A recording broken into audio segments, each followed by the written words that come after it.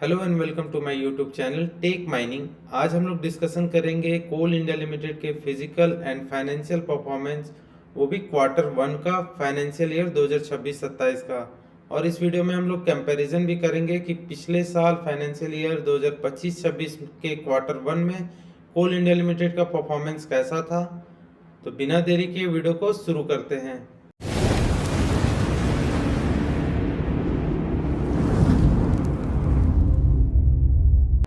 तो सबसे पहले हम लोग बात करते हैं major events in quarter one.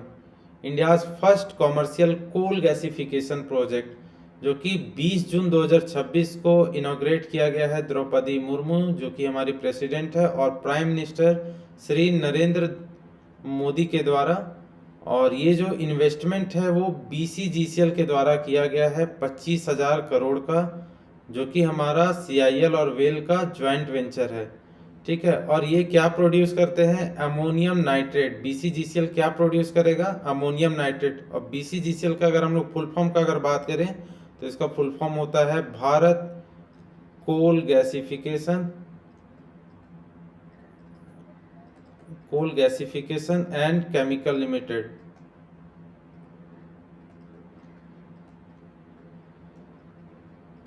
यहाँ पे फुल फॉर्म क्या हो गया? BCGCL का Bharat Coal Gasification and Chemical limited.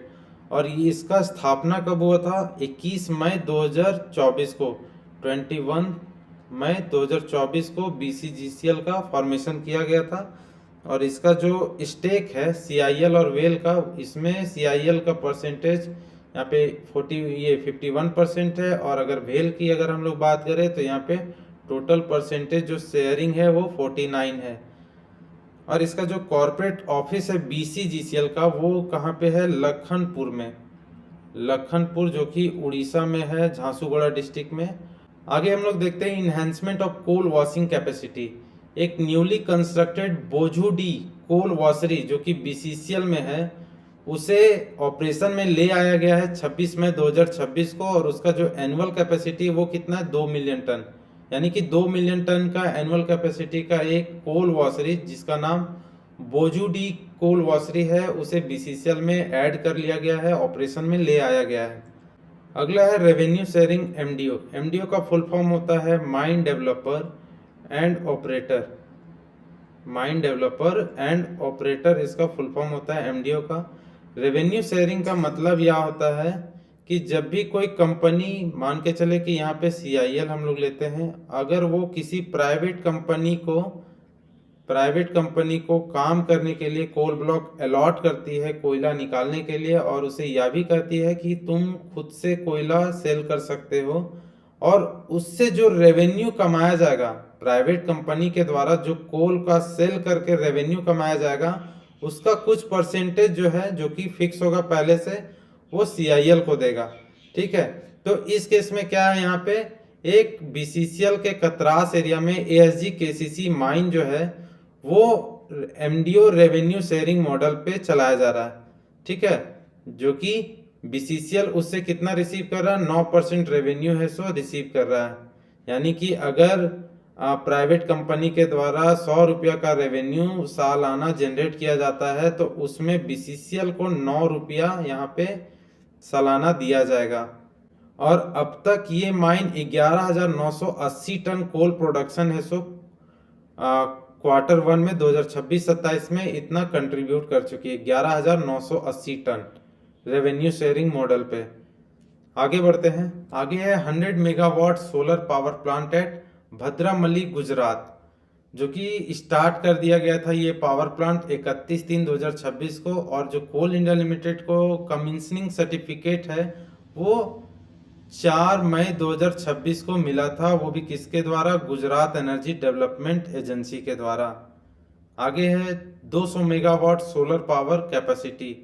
CIL commission 200 megawatt solar power capacity out of the 300 megawatt solar power project at Khavda Gujarat on 8/7/2026।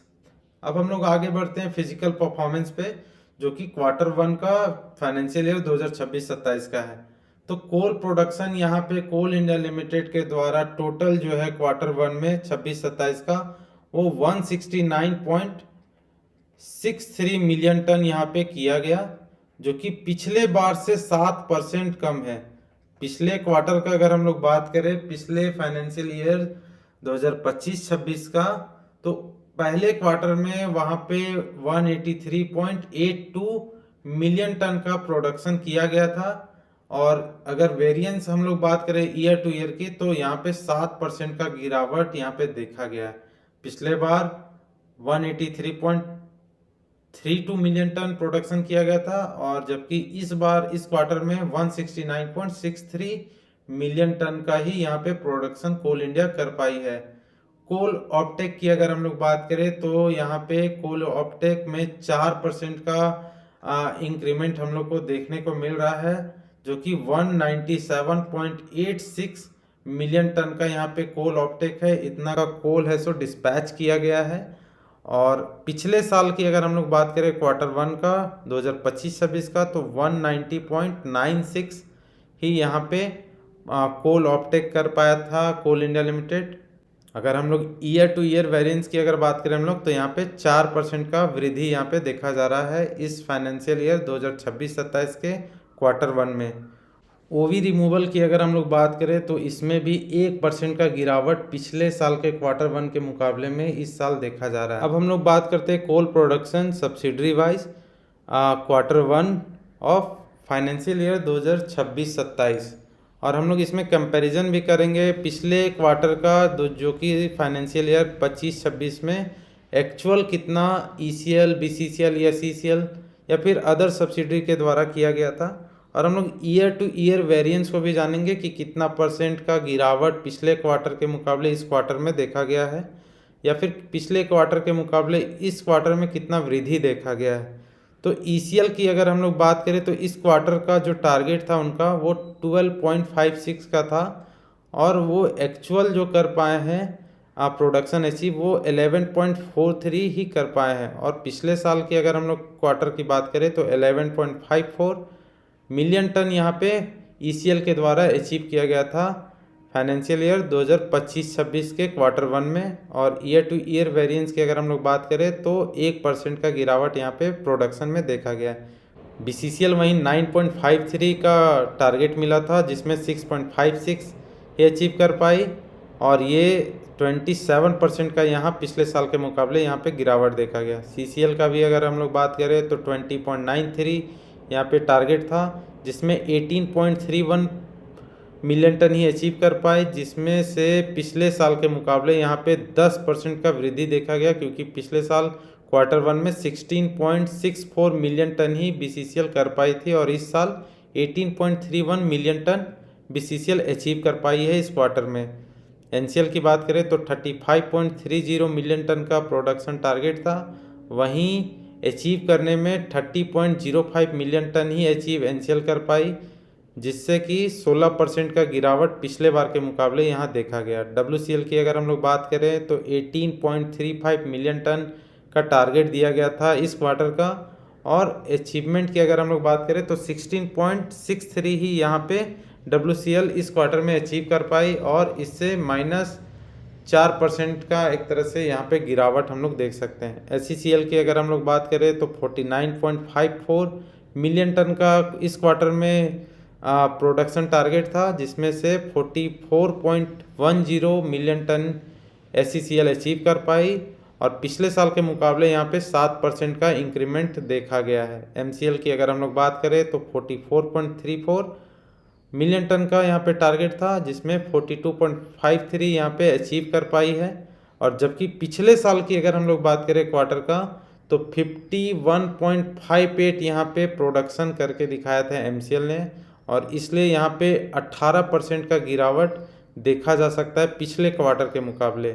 बात करें अगर NEC का, तो यहाँ पे प्रोडक्शन टारगेट जो इस क्वार्टर का था उनका, वो 0.11 मिलियन टन का था, जिसमें कि 0.03 मिलियन टन ही NEC अचीव कर पाई, और इसी कारण से 70% का गिरावट यहाँ पे NEC के द्वारा देखा जा सकता है। ओवरऑल CIL की अगर हम लोग बात करें, कोल इंडिया लिमिटेड की, तो इस क्वार्टर 2026-27 में कोल इंडिया लिमिटेड को 190.66 मिलियन टन का यहाँ पे प्रोडक्शन टारगेट दिया गया था, जबकि कोल इंडिया लिमिटेड यहाँ पे 169.63 ही अचीव कर पाई, मिलियन टन अचीव कर पाई है।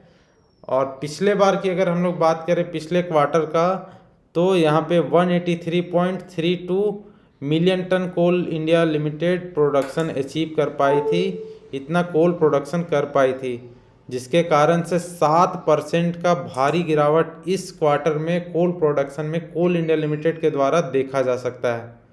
डिपार्टमेंटल और कॉन्ट्रेक्चुअल की अगर बात करें तो ईसीएल के द्वारा जो डिपार्टमेंटल किया गया है वो 1.75 मिलियन टन किया गया है, वहीं कॉन्ट्रेक्चुअल की अगर बात करें तो 9.68 मिलियन टन, बीसीसीएल में 1.18 मिलियन टन, और वहीं ये कॉन्ट्रेक्चुअल 5.38 मिलियन टन।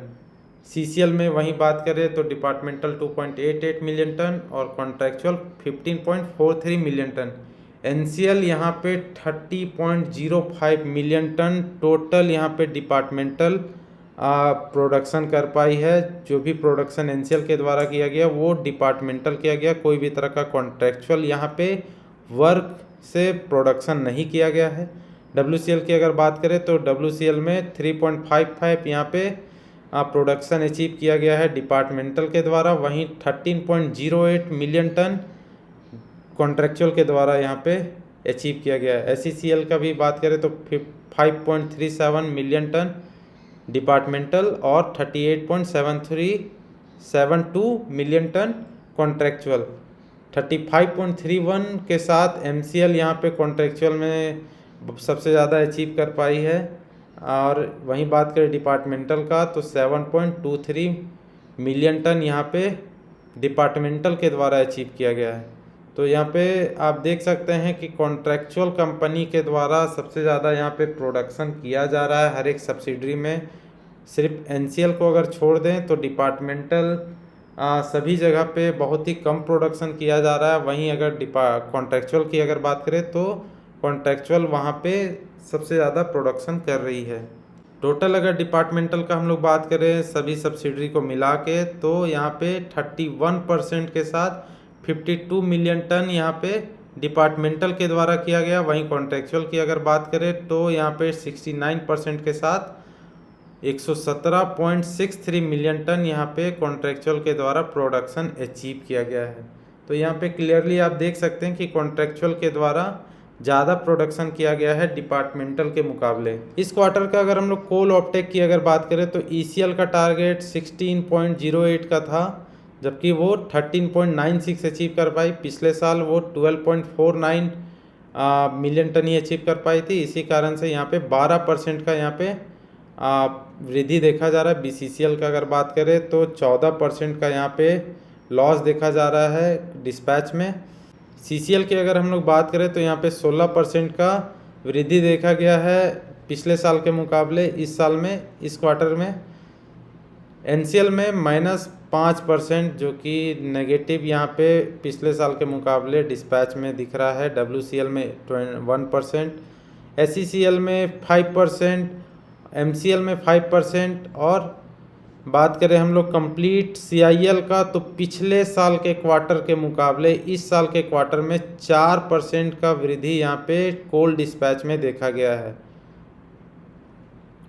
अगर हम लोग यहाँ पे बात करें रोडसेल का, रेल डिस्पैच में तो 133 मिलियन टन जो है वो रेल डिस्पैच किया गया है। वहीं अगर रोडसेल का अगर हम लोग बात करें तो 62 मिलियन टन का यहाँ पे रोडसेल में गया है, और 133 मिलियन टन आपका रेल के थ्रू डिस्पैच किया गया है पावर प्लांट में, और अदर्स यहाँ पे 3 मिलियन टन का डिस्पैच किया गया है। अब हम लोग बात करते हैं फाइनेंशियल परफॉर्मेंस क्वार्टर 1 का, वो भी फाइनेंशियल ईयर 2026-27 का। हम लोग बारी बारी से सब्सिडरी वाइज भी इसमें हम लोग जिक्र करेंगे कि किस सब्सिडरी के द्वारा इस क्वार्टर में फाइनेंशियल अच्छा ग्रोथ देखा गया, किस में नेगेटिव ग्रोथ है, वो हम लोग बारी बारी से डिस्कस करते हैं। अब हम लोग बात करते हैं मेजर फाइनेंशियल हाईलाइट क्वार्टर 1 2026-27। तो सेल ऑफ प्रोडक्ट यहाँ पे 45,145 करोड़ का कोल इंडिया लिमिटेड के द्वारा किया गया, यानी कि कोल का सेल जो है वो 45,135 करोड़ का यहाँ पे क्वार्टर 1 में किया गया कोल इंडिया लिमिटेड के द्वारा, और यहाँ पे 7% का वृद्धि पिछले साल के मुकाबले यहाँ पे देखा जा सकता है। वहीं रेवेन्यू फ्रॉम ऑपरेशन की अगर बात करें तो 46,255 करोड़ का यहाँ पे कोल इंडिया लिमिटेड के द्वारा रेवेन्यू ऑपरेशन से कमाया गया, जनरेट किया गया, जो कि पिछले बार के मुकाबले 8% ज़्यादा है। वहीं अगर प्रॉफिट बिफोर टैक्स की अगर हम लोग बात करें तो 11,719 करोड़, और पिछले साल यहाँ पे 11,776 करोड़ कोल इंडिया लिमिटेड के द्वारा प्रॉफिट अर्न किया गया था, वो भी टैक्स से पहले। और प्रॉफिट आफ्टर टैक्स की अगर हम लोग बात करें तो 8,850 करोड़, और वहीं पिछले साल 8,788 करोड़ का यहाँ पे प्रॉफिट जनरेट किया गया था कोल इंडिया लिमिटेड के द्वारा Q1 में और Q2 में। और ये पिछले साल के मुकाबले इस साल 0.7% का ग्रोथ यहाँ पे देखा जा रहा है। EBITDA का फुल फॉर्म होता है earning before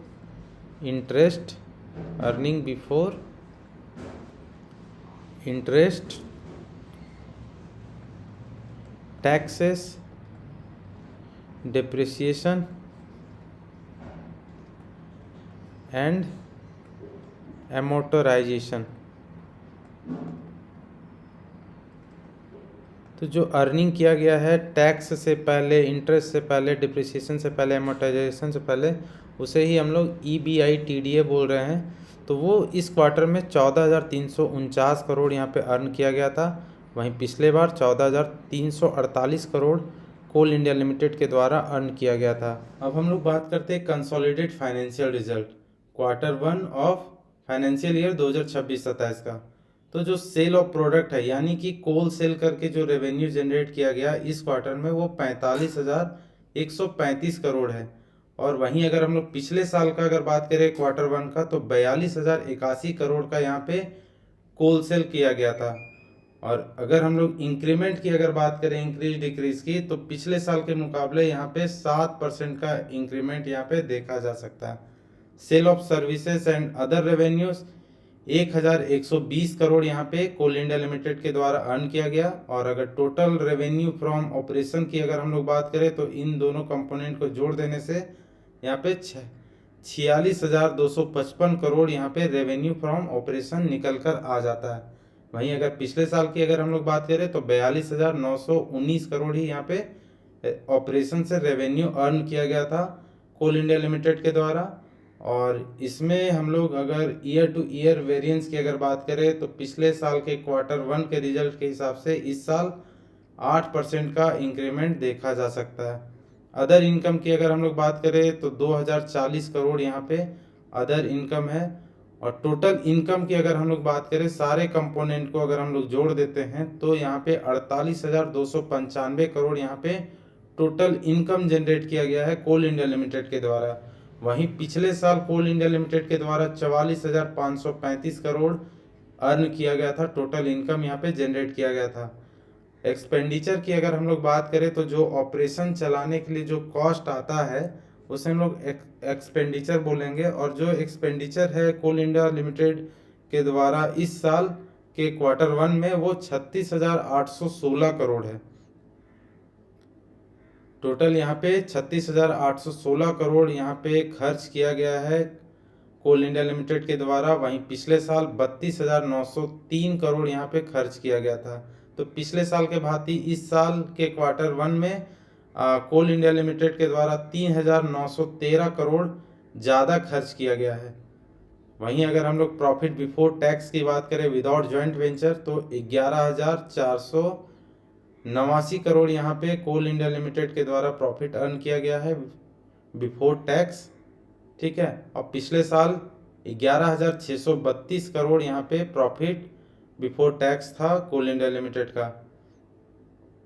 share of joint venture profit, joint venture से कितना प्रॉफिट हुआ कोल इंडिया लिमिटेड को, तो 240 करोड़ यहाँ पे कोल इंडिया लिमिटेड को प्रॉफिट हुआ है जॉइंट वेंचर से। और अगर हम लोग प्रॉफिट बिफोर टैक्स अगर हम लोग बात करें टोटल प्रॉफिट का, तो यहाँ पे निकल के आता है 11,719 करोड़। जब आप ये दोनों को जोड़ देंगे, प्रॉफिट विदाउट जॉइंट वेंचर और share of joint venture profit दोनों को, तो आपका प्रॉफिट बिफोर टैक्स कोल इंडिया लिमिटेड का कंसोलिडेट आ जाता है यहाँ पे, तो 11,719 करोड़ यहाँ पे प्रॉफिट बिफोर टैक्स कोल इंडिया लिमिटेड के द्वारा अर्न किया गया है। वहीं पिछले साल 11,776 करोड़ ही कोल इंडिया लिमिटेड अर्न कर पाई थी, जो कि पिछले बार से 57 करोड़ इस बार कम है। पिछले साल total coal India limited 11,776 crore profit before tax earn की थी और इस साल 11,719 करोड़, तो यहाँ पे 57 करोड़ का पिछले साल के मुकाबले लॉस है। टैक्स एक्सपेंस की बात करें तो टोटल टैक्स यहाँ पे प्रॉफिट पे 2,870 करोड़ का यहाँ पे टैक्स लग जाता है और प्रॉफिट आफ्टर टैक्स की अगर हम लोग बात करें तो 8,850 करोड़ यहाँ पे टोटल प्रॉफिट होता है कोल इंडिया लिमिटेड को, कब? Q1 में। और पिछले साल की अगर हम लोग बात करें तो 8,788 करोड़ यहाँ पे Q1 में कोल इंडिया लिमिटेड के द्वारा प्रॉफिट अर्न किया गया था। जैसा कि यहाँ पे आप देख सकते हैं कि 62 करोड़ का पिछले साल के मुकाबले इस साल मुनाफा हुआ है Q1 में कोल इंडिया लिमिटेड को।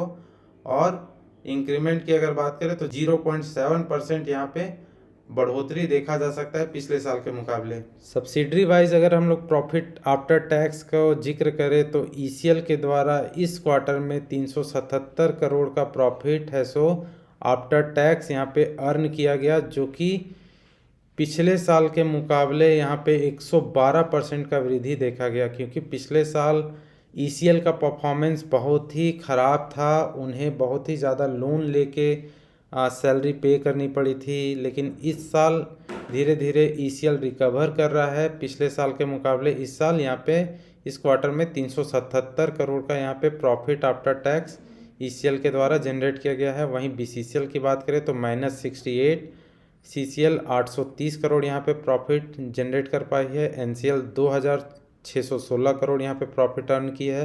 वहीं डब्ल्यूसीएल की बात करें तो 729 करोड़, एससीसीएल 1,519 करोड़, एमसीएल 2,399 करोड़ यहाँ पे अर्न कर पाई है। सीएमपीडीआई की अगर बात करें तो 116 करोड़, सीआईएल एक्सक्लूसिव डिविडेंड की अगर हम लोग बात करें तो 153 करोड़ यहाँ पे अर्न की थी। और वहीं अगर सीआईएल कंसोलिडेट का अगर हम लोग बात करें टोटल ओवरऑल का तो 8,850 करोड़ यहाँ पे कोल इंडिया लिमिटेड के द्वारा प्रॉफिट अर्न किया गया आफ्टर टैक्स, और ये पिछले साल के मुकाबले 62 करोड़ है सो ज़्यादा है, जो कि 0.7% पिछले साल के मुकाबले Q1 के हिसाब से वो 0.7% एक्स्ट्रा है, मतलब कि वृद्धि इसमें देखा जा रहा है। तो इस वीडियो के जरिए हम लोगों ने मेजर इवेंट को डिस्कशन किया कि कोल इंडिया लिमिटेड के द्वारा इस क्वार्टर में क्या क्या मेजर इवेंट्स हुए। फिजिकल परफॉर्मेंस को हम लोगों ने जिक्र किया, सब्सिडरी वाइज हम लोगों ने देखा और कंपैरिजन भी पिछले साल से किया, और फाइनेंशियल परफॉर्मेंस को भी हम लोगों ने देखा, वो भी Q1 ऑफ फाइनेंशियल ईयर 2026-27। तो इसे हम लोगों ने Q1 को अच्छे तरीके से डिस्कशन कर लिया है और आशा करता हूँ कि आपको वीडियो समझ में आया होगा। मिलते हैं नए वीडियो के साथ, तब तक के लिए धन्यवाद।